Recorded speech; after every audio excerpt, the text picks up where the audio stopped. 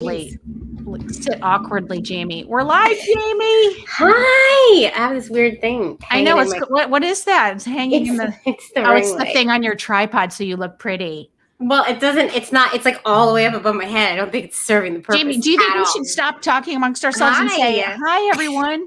Hi. Welcome to Ovaries Talking Live, the show that nobody asked for. It's great. It's great to be here with you. I keep forgetting to turn my light on in my room. That's the issue.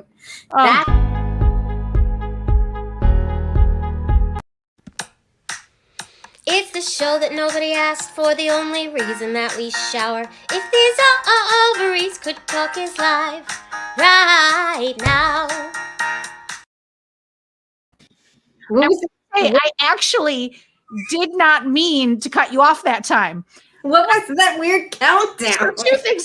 I was just hovering, and then I accidentally just hit it, and then hi Julie, and hi Julie, and then I did it, and then I hit the wrong button. I hit the 30-second countdown, which we could in the future. Perhaps we need to have the 30-second countdown. I don't know, Jaimie. Do we? For what? No, well, because then it's sending the message to people that we're live. The show's coming. I got you. And then Jaimie, they don't miss 1 second. Because nobody wants to miss any of this. Everybody say hi. Let us know you're here. We'd love to know. Because you know what, guys? If you don't say hi, we don't know you're here with us. We don't know you're watching. Because Robin might. I don't know if you see it, but I don't know who's watching. Here. I know numbers of people that are here. Yeah. See, so we want to know. We want to know who's here with us. Who's watching? Who's here for us? Jaimie, Robin, it's just us today. Isn't that very exciting? It is actually really exciting. We interview people all the time, and we love it. Hi, Rebecca. We haven't seen you in a while, Rebecca. I know. Welcome back to the Ovaries. I mean, it's not even weird anymore. It is just what it is. Put some headphones in so I don't hear my echo. It's still weird. What was I just talking about? I don't even know. We interview people all the time. And so sometimes it's kind of refreshing to just be able to sit and chat with you all and hear what you have to say. It's so fun. You got to keep tap dancing while I fix my audio, Jaimie. Are you having audio issues? Well, guys, it's Thursday. We are so close to taking our break, which is very exciting. We're going to take a little hiatus. Oh, you're going out of order, Jaimie. You're going out of order with our hot topics. I don't even know what to do, but let's talk about our hiatus. Well, I didn't know what the order was. Have we met? Oh, Jaimie. We are going to take a little break starting August 1. Starting actually before that, Monday this is our last live stream until September 16th. And then Monday is our last podcast episode until Monday, it's 13th or something like that. Monday the 13th. September, something like that, yeah. So just so you know, we're going to take a little hiatus, but that doesn't mean we're leaving you. We will be still all over the social. You can still catch us. You can write us messages. You can write us emails. We're here. We're around. And you can use that time to catch up on old episodes that you might have missed. You should do that. Sure. Or you could just be rest and enjoy the summer and be thankful that we're not asking you to do something every 5 seconds. Like Jaimie and I have been recording the intros and outros for the episodes. And hi, Michelle. Hi, Michelle. And we're so aware of how much we ask of you all. We ask a lot of you guys. We really do. But I feel like we're like a nonprofit. And when you run a nonprofit, you just have to keep asking. And until someone says no, then you go, I got it. Okay. So until someone says no, we just keep asking. Yeah. Well, I think we have to just keep asking you when people say no, because otherwise, how are we going to do this? How are we going to make this show? How are we going to do all these shows? How are we going to share all these gay families that we love so much? All these shows that nobody wants. But by the way, with everybody, I think you may, Mama Sue's here. Hi, Mom. You may want to understand, we were talking about Michelle, who this Michelle right here from the triplets episode that we did with her. I think it was called IVF Vacation or Bus, something like that. But we're hounding Michelle because Michelle has a foster kid that they've added to the mix, and we're hounding Michelle to come back with her wife to do a Where Are They Now segment. Yeah, And we're that'll in be fun. emails. So if you're waiting on that, you should also tell Michelle that you want her to come on the show. Also, take this opportunity, since it's just Robin and I, throw any ideas up on this comment board that you want. Anything that you think we should do with our show, let us know. I mean, you're here, you're queer. You might not be. Get used Your mom's to it. not, but you could be an queer ally. friendly. You're queer friendly. Everybody see my plant? Isn't it gorgeous? Okay, all right. Let's go to our first hot topic. Okay, All right, guys. we're gonna bring this in. All right, come on now. A top U.S. priest, and this guy is the highest priest in the United States that's Under not a bishop. Yeah. And he recently resigned because. Why do you think, guys? Why? Why would it always be? And he runs an anti-gay group. Can you believe? Can you believe? He's also spent some really, and we're going to say allegedly in all this just to cover ourselves legally, but allegedly, he spends a lot of time on Grindr. He's clocked some hours on that Grindr. And just in case you didn't know, Grindr is for queer men. Hookups. Yes. Well, a Grindr is like kind of like I'm on 48th and 10th. Who's nearby and who wants to hook up?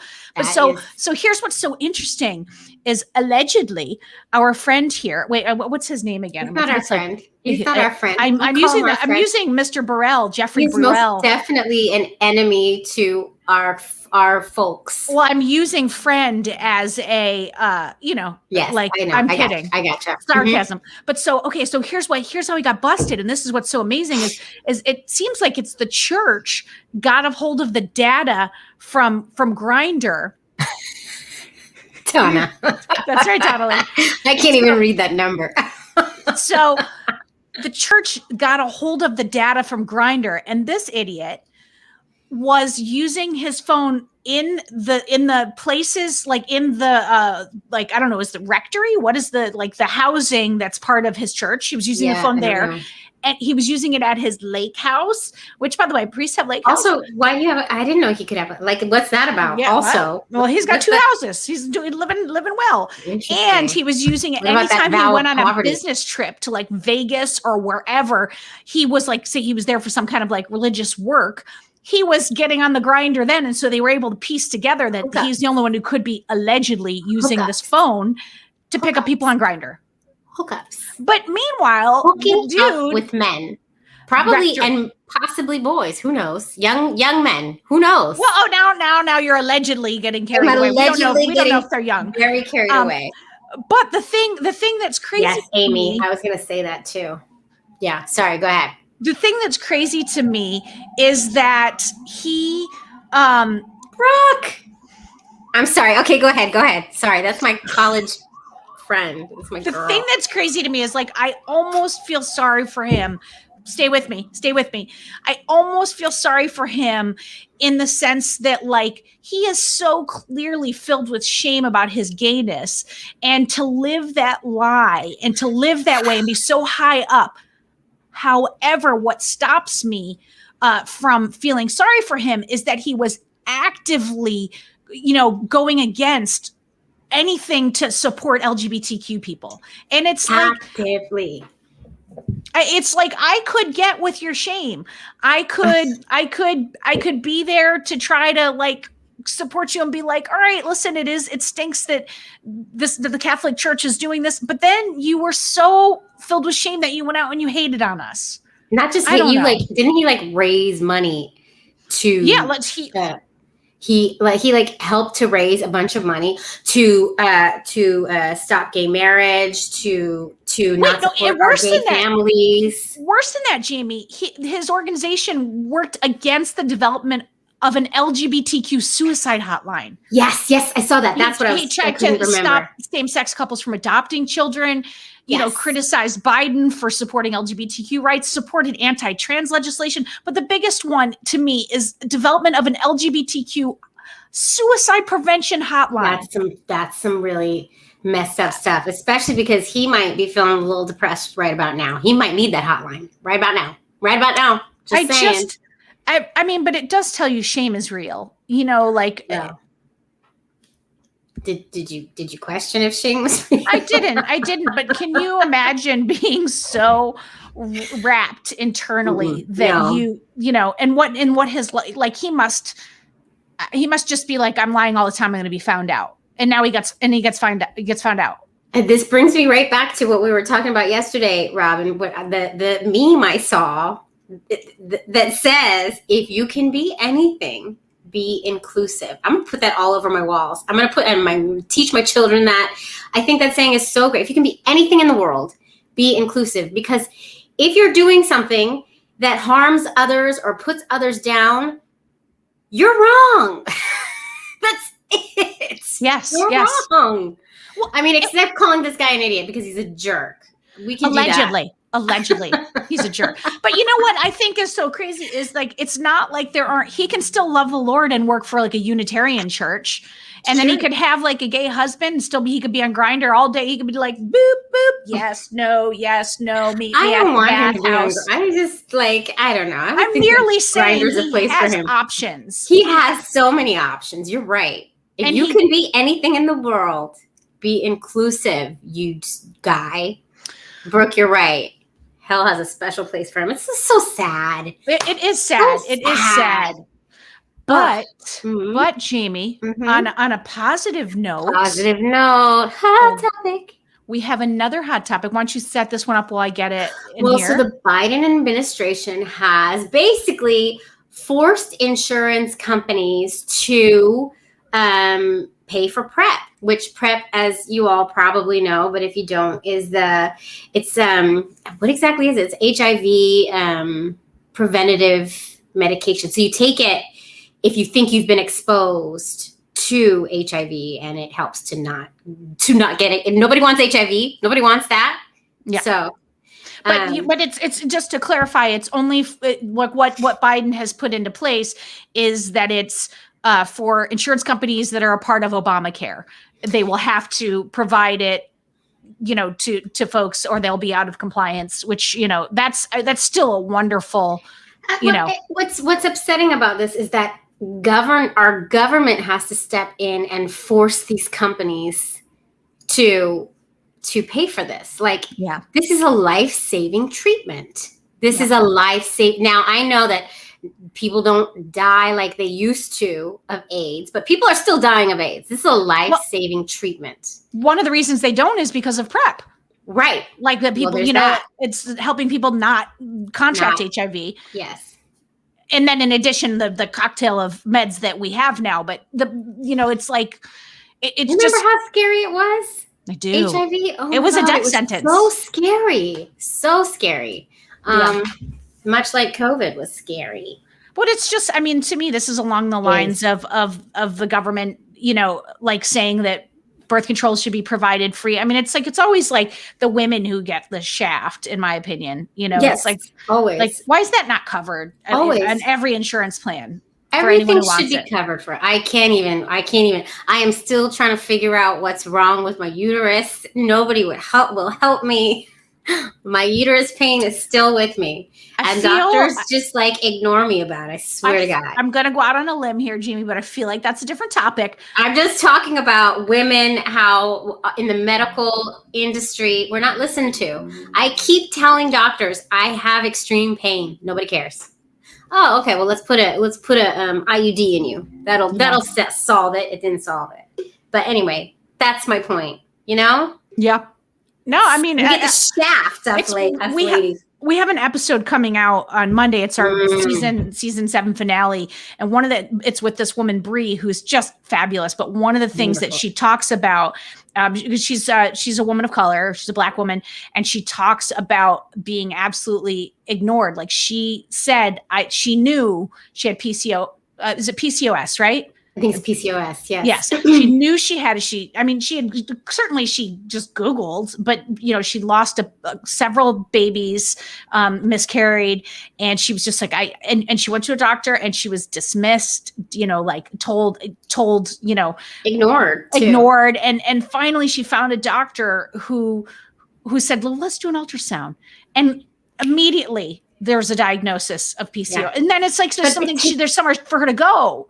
that it has to take that long to even get there. She's been telling people, you know, she had been telling people along the way. Like, it's the same. And she talks about, we don't want to give the whole episode away, but she also talks about her wife is white. And so her wife would be sitting in these meetings with the doctor, and the doctor would look at her wife, even though they were talking about Bree's body, the doctors would look at the white woman in the room, which is insane. What was so amazing, though, is she did ultimately find a doctor who, I mean, it's such a good episode. You all have to listen to it. We just gave you the whole episode. It's an hour long. It's like the nuances of it it's so amazing. But she finally, and she said that somebody said to her, you know, like, kind of like, are you okay? Or like, how do you feel about that? And she said it was the first time a doctor had ever said that to her. And I was just blown away by that. It's such a fantastic episode, and you have to listen to it if you can. You really do. It's very honest and open, and you know, she really opened up for us, which is wonderful. And you're going to hear it on Monday. It's going to be so good. It's such a great season finale, because but it's a hard one to listen to, because she's going through it. She is going through it. Yeah. Oh, Jaimie, our next hot topic: school in the fall? Question mark. It's happening. I'm really looking for some audience participation here. Are we all feeling confident? Delta variant, California starting to impose restrictions again. We all still feeling confident school's happening in the fall?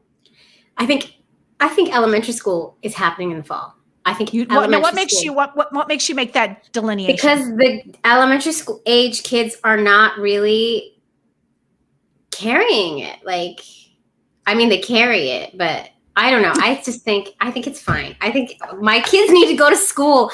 Dang it. It was my first year when they're both going to be in the same school. This better not get screwed up by COVID. I need them in school. That's the thing, Jaimie. There's a difference between the need and the reality. Because Michelle's saying that in Florida, she definitely believes it's happening, because it's like, I feel the same way about the need. I am just like, having my kids in camp these last few weeks, like day camp, has been so wonderful. So wonderful just to get back to even though like it's like drop off and pick up and everything's a little bit different, a little bit more restrictions, and, you know, bring your own water bottle, do this, do that. But just the normalcy of it has been so wonderful that I'm now, the reason I put this topic on him is I was like, I'm living in fear. I am living in fear that if there's some restriction comes in place, we're going back into that hellhole. It's the COVID fear. Like, somebody needs to come up with a new term. Like, it's COVID fear. We all are like traumatized. Co-fear. Not to be confused with COVID. It's co-fear. We all have co-fear. We are traumatized. We have PTSD. We don't want to go back to that place again. And for me, like, I need to, I was so looking forward to public free education for both of my children. I'm going to be saving money, because both of my children will be going to school. I need this. Hallelujah. Okay. Amy says, I think it'll happen. Boston went back full time in the spring. The mayor did just announce that masks will be required in schools, though. Interesting. Yeah, not sure about kids in the new variant, huh? Really? That's my concern. I have been seeing all these things that people with the vaccine are getting sick, which is frightening. Well, one of my friends in London tested tested positive, and she had the vaccine. And Donnelly's saying yes, mask up and go. What's Julie saying? Tennessee is happening. Of course, we fired our top infection disease. Oh, that seems logical, Julie. That seems very logical. Tennessee, come on. That's Dolly Parton's land. We should be more woke there. That's all I'm saying. We should not use woke. We should. We always should. But I don't know. We all have PTSD from the COVID. What is it? Co-fear. For co-fear. I do think it's going to be a while before we come out of this. Like before we come out of this fear state of like anytime we were just with anybody gets friend, sick, and it's COVID test. Yeah. Okay. Anytime anybody gets sick, it's like we're sick here. How about you guys? Because we were just with you 2 days ago. Are you guys okay? Everybody okay in your house? Amy's saying a big infection right here in P-Town. Oh, you should go see Judy Gold. She's performing all the time down in the P-Town. So I don't love that. I'm with you. And Julie's living in a blue and a red state. Yeah. Yeah, Julie. Yep. Yeah, you are. But Dolly Parton's from there. So, take comfort in that. And she still lives there. Always And take she's comfort got the in Dolly reading Parton. library, whatever. I love it's me called. some. All right, I Jaimie. love Dolly. Who doesn't love Dolly? Like, come on. All right, Anyway, we got our last hot topic. We're looking for you to get involved in here too. The idea is that you don't get as sick with a vaccine like the flu shot. No, yes, true. Yeah, you're not exactly. gonna. You are not gonna die. At least. That's part of the co-fear. That's part of the co-fear is that you think you get it, and that's this horrible, awful thing. It's just. But scary. I also worry because my son's 10 and he can't get the vaccine yet, and both your kids can't get the vaccine. Both my kids. Also, I just read an article. Did you see this article? It's a doctor in a southern state that I'm blanking on, who she wrote this whole paper on how she's having all these young people coming to her with COVID and they're dying, and they're looking at her in the last hour and at the final minute, older people, and young people, and asking for the vaccine. Can I have the vaccine now? And it's too late. It's too late. I'm sorry. You're about to be intubated. It's too late. You're dying. Like, it's so, God. And she said, and that doctor said, they say it's politics. They said they thought it was, fake news. And then all of a sudden they're realizing it's not. It's real. It's real. People died. Many Alabama, people. Correct, Julie. Alabama. Thank you. Correct. Yes. Alabama. Yes. It's a interesting, well, it's a sad read, but if you're into it. Yes. Okay. We're taking it for our last hot topic a little more positive. Jaimie, what are you currently watching? And everybody pop in with your ideas too. I just binged My Unorthodox Life and very much enjoyed it. I really did. I really liked it a lot. What network is that on? Hulu? I think it's Netflix or Hulu. I don't even know. It's good. So it's about this this woman. She's now this model. She has a model empire, and it's reality TV. She used to live a very Orthodox Jewish life in this town. She had a bunch of kids and a husband, and when she was 42, she up and left the community and became like this millionaire. And she's brought her kids out of the community as well. So it's just really interesting to watch them try to grab, and they're super rich. It's kind of obnoxious. There's an obnoxious parts of it, but they're super rich. But her kids are still grappling in their own ways with leaving the community and trying to live out in the real world, and how much of their old self do they keep with them. I found it very fascinating. Okay. I enjoy stories like that. It was good. Donna Lee's watching Ginny and Georgia. I don't know what that is. It's on Netflix. It's scripted. I started it, and then I was like, I think it was like there's a mother, like a kind of like floozy mother. Donna Lee will give us a little more on this, but and then the daughter is like just trying to get through, and it's mostly about the daughter, and it's about the two of them. Whatever. Anyway, I just binged on Hulu, McCartney 3-2-1. Yeah. About Paul McCartney and the Beatles. It was, it's like you can kind of feel that they're like, there's only two of the Beatles left, and I think they're worried, like their stories aren't going to get out there. But it was just like him and Rick Rubin, who's he's a huge music producer, mostly hip hop, but just kind of delving into each song. But it was so cool. Like if you're like artistic in any way, like hearing the process of how they decided to like add sounds or what they were playing with, and how they just the playfulness with which they created all the music. And it's like, you just kind of want to hang out with Paul McCartney. You're just like, I get it. I get why. If I would want to hang out with Paul McCartney. Now, listen, let me ask you something, because I do find that interesting, like the mechanics of a song and how it all came together. I find that stuff interesting. Yeah. Are you a fan of the Beatles? Yes. Like the music, like you're like a huge fan of, like not all Beatles. I'm a fan of the later Beatles. I don't love like the Help, Love Me Do crap. Like I don't love any of that stuff. I like their songs, Fields, and all of that kind of stuff. I just don't know about the Beatles like I know, say, about Dolly Parton or like Fleetwood Mac or like Joni Mitchell. Like I'd be like, oh my God, I have to know. But the Beatles, I'm like, I know their songs. but I don't know their lives or whatever. Well, this is a great look, but it's also just such a cool look into the artistic process. Like I was a big fan. I'm also, wait, hold on. Amy said atypical sex education. She's also on My Unorthodox Life. Yeah. I'm sorry you were sick. I hope everything's good. But atypical, I watched the first season of that and then I forgot about it. That's a good one. It's about. I've never heard about that one. It's it's a family, and the teenage boy is, I think he's autistic or he's on the spectrum, and it's just how they navigate. It's actually really well done. It's a good show. I gotta go back to that. What Michelle is into the Pink documentary, and I have to tell you, I have heard from multiple people how good it is. By the way, she's fantastic. I've met her and she's like so delightful and wonderful. You're so funny. Did you just name drop? No, I worked at MTV. I met a lot of people, but she was like one of the cool ones. Like she was really awesome. By the way, she's amazing. She's really great. Shut up. That documentary is really good though. But I will say, I left that documentary thinking, God, Pink is the best mom in the whole world. And I wish, she has down moments as a mom and bad moments. And I wish they had shown some of those as well, because it was beautiful. It lifted me up, the Pink documentary. But let's show a little bit more realness with your mom. Well, that's very much like the Taylor Swift doc. Like it was like you were just, that's also a really good doc too.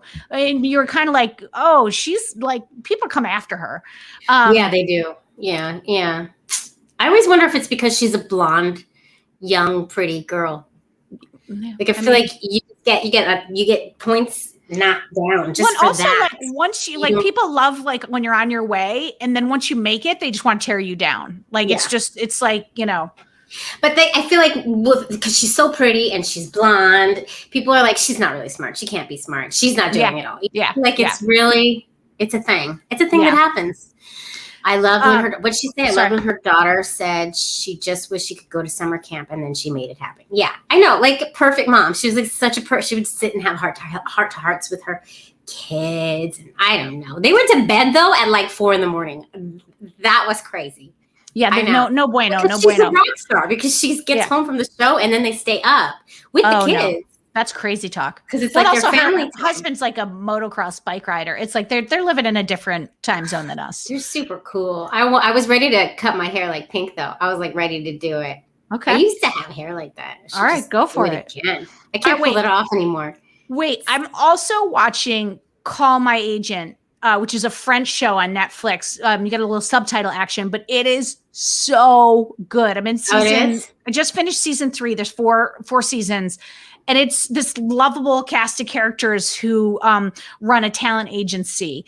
And what's really cool about it is it's got like a Love Boat sort of thing. Like each week, a famous French actor or actress comes on and they play themselves, but in a fake situation. So like they're like on a movie set.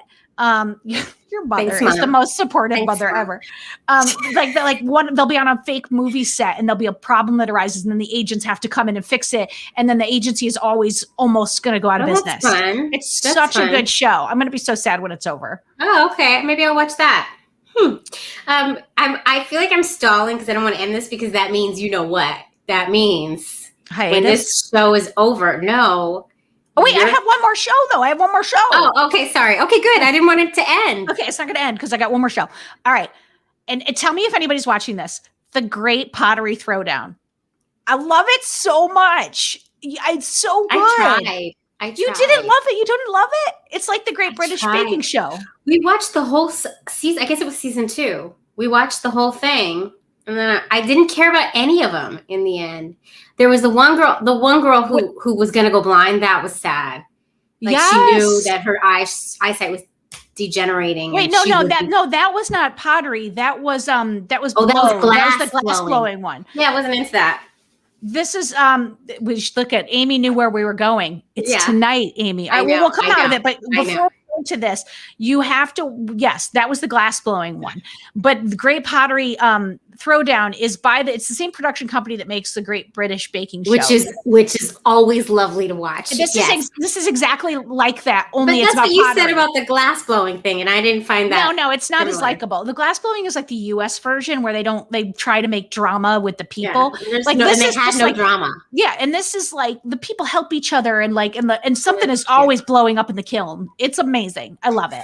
That's a quote. Something is always blowing up in the kiln when we record our episodes. Like we should just bring that somewhere. Something is always blowing up in the kiln.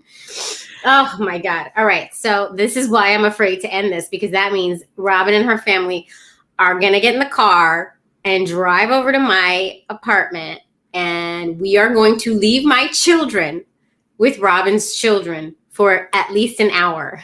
Now, so we don't sound like bad people. I want to say this. Couple of things. One, we are a block away. We are going We're going to the restaurant on the corner. 1 block away. Like not even a full block. 2, my daughter's there, but also my son will be there. And I gave him extreme instructions this morning. I said, if your sister gets into trouble, you got to jump in there and help. Because he goes, but if not, I'm going to be on my phone on YouTube. And that's what I figured. Absolutely. Well, here's the thing. This is what I'm worried about for your poor children. My children, you put them together, they can be very demanding and needy. And I'm worried your poor son is going to think that he's going to get to sit on his phone and ignore Orion. But Maxine is going to be playing with Rose. I just can see this. And Rose is going to be occupying all of Maxine's time. And my son is going to go sit on Henry's lap and try to make Henry play with him. And he won't give up. I am telling you, poor Henry is in for it. Well, I'm going to tell you that Henry is just as headstrong as Orion, number 1. Number 2, we have this new sponsor, KiwiCo, and they sent us these boxes to test out, because we always a lot of times we test the product before so that we're not just bullshitting when we give our ads, because we really want to give honest feedback with our ads. So I have the 2 kits so I'm going to bring those. That's number 1. Number 2, what's going to happen is that Orion is going to be watching things about on YouTube, and when we leave, Orion's going to turn to you and go, "That's what she said," because that's what and your mother, because these are the things that Henry says now from watching YouTube. Oh God! I also told Rose.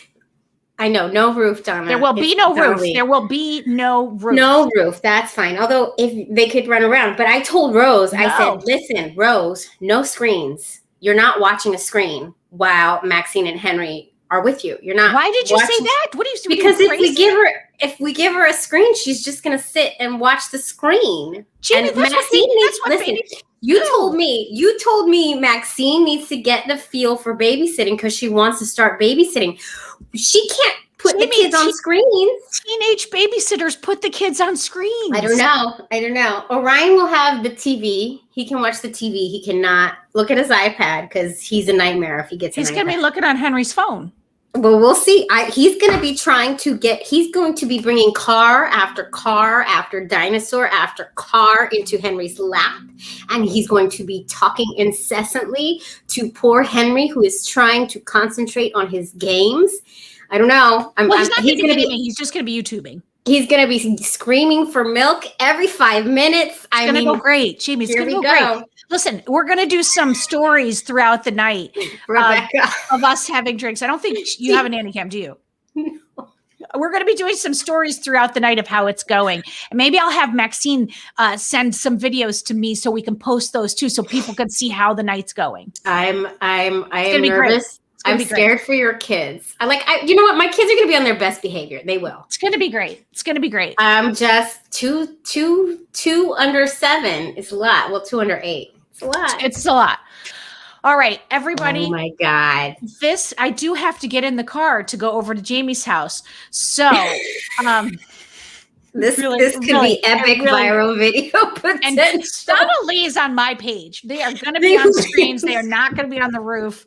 And you know what? I might rethink my screen rule, but you know, I don't know. Does Maxine do TikTok and stuff? Like, is she going to be like, Rose, look at this TikTok video? Oh, she watches them, but she doesn't post or anything like that. Okay, everybody, thank you so much for swinging by to the Ovaries Talking Live. We will be back in September 16th. We have a guest right out of the gate, September 16th.